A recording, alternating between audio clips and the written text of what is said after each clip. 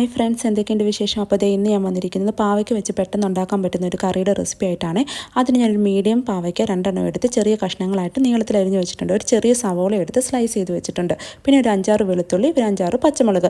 നിങ്ങൾ സവോളയ്ക്ക് പകരം ചെറിയുള്ളി ആണെങ്കിൽ ഒരു 5-6 ചെറിയുള്ളി ഉപയോഗിച്ചാൽ മതി. പിന്നെ ചട്ടി ചൂടായി വരുമ്പോഴത്തേക്ക് ഒരു 3-4 സ്പൂണോളം വെളിച്ചെണ്ണ ഒഴിച്ച് ചൂടാകുമ്പോൾ നമ്മൾ ഈ അരിഞ്ഞ് വെച്ചിട്ട് സവോളയും പച്ചമുളകും വെളുത്തുള്ളിയും കൂടി ഇട്ട് ഈ എണ്ണയിലിട്ട് നല്ലപോലെ നമുക്കൊന്ന് വഴറ്റിയെടുക്കാം. വേറൊരു ചട്ടി വെച്ച് അതിലേക്ക് 1 സ്പൂൺ കാശ്മീരി മുളക് പൊടിയും 1 സ്പൂൺ നല്ല എരിവുള്ള മുളക് പൊടിയും പിന്നെ 2 സ്പൂണോളം മല്ലിപ്പൊടി ഇട്ടിട്ട് നല്ലപോലെ ഒന്ന് ചൂടാക്കിയെടുക്കാം. ഇത് മീഡിയം ഫ്ലെയിമിൽ വെച്ച് ചെയ്യണേ, അല്ലെങ്കിൽ ഈ പൊടികളെല്ലാം കരിഞ്ഞു പോകും.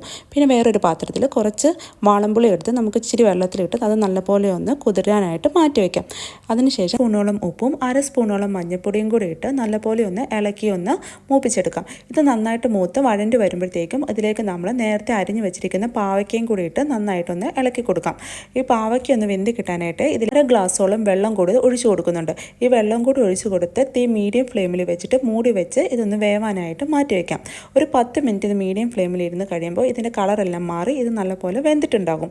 അങ്ങനെ വാടി വെന്തിരിക്കുന്ന വക്കയിലേക്ക് നേരത്തെ മൂപ്പിച്ച് വെച്ചിരിക്കുന്ന മുളക് പൊടിയും മല്ലിപ്പൊടിയും കൂടെ ചേർത്ത് നല്ലപോലെ ഇളക്കി ഒന്നും കൂടെ നന്നായിട്ടൊന്ന് യോജിപ്പിച്ച് കൊടുക്കാം.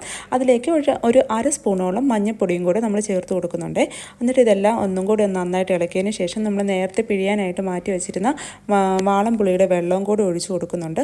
ഇതെല്ലാം നല്ലപോലെ ഒന്ന് ഇളക്കി മിക്സ് ചെയ്തതിന് ശേഷം ഉപ്പ് നോക്കിയിട്ട് ഒരു 1/2 സ്പൂണോളം ഉപ്പും കൂടെ ഞാൻ ഇട്ട് കൊടുക്കുന്നുണ്ട്. അതിനുശേഷം ഒരു 1.5 ഗ്ലാസോളം പച്ചവെള്ളമാണ് ഞാൻ ചേർക്കുന്നത്. പച്ചവെള്ളം ചേർത്ത് നല്ലപോലെ ഇത് തിളപ്പിക്കുക. അതായത് ഒരു മീഡിയം ഫ്ലെയിമിലിട്ട് നന്നായിട്ട് തിളച്ച് വരുമ്പോഴത്തേക്ക് നമുക്ക് തീ കുറച്ച് വയ്ക്കാം.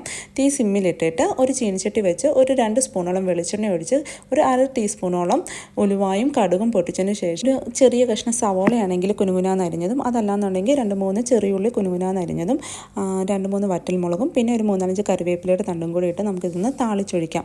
അപ്പോൾ ഇത് അടിപൊളി പാവയ്ക്ക പുളിച്ചാർ റെഡിയായി. ഇതിപ്പോൾ ചോറിൻ്റെ കൂടെയൊക്കെ നല്ല രുചിയാണ് കഴിക്കാനായിട്ട്. അപ്പോൾ വീഡിയോ ഇഷ്ടപ്പെട്ടാൽ ലൈക്ക് ചെയ്യുക, ഫോളോ ചെയ്യുക, ഷെയർ ചെയ്യുക.